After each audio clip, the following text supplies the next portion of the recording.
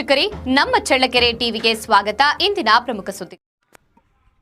ನಿರ್ಮಾಣ ಹಂತದಲ್ಲಿರುವ ನೂತನ ಭವನದ ಕಿಟಕಿ, ಟೈಲ್ಸ್, ಶೌಚಾಲಯ ಸಾಮಗ್ರಿಗಳನ್ನು ಕಳವು ಮಾಡಿದ ಪ್ರಕರಣ ಬೆಳಕಿಗೆ ಬಂದಿದೆ.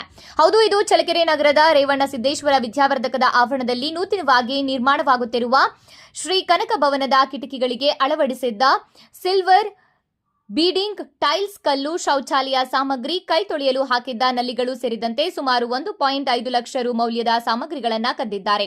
ಕಳವು ಮಾಡುವ ಮುನ್ನ ವಿದ್ಯಾರ್ಥಿ ನಿಲಯದ ಮುಂಭಾಗ ಹಾಕಿರುವ ಸಿಸಿ ಕ್ಯಾಮೆರಾ ಹೊಡೆದು ಹಾಕಿ ಕಳ್ಳತನ ಕೃತ್ಯ ಎಸಗಿದ್ದಾರೆ.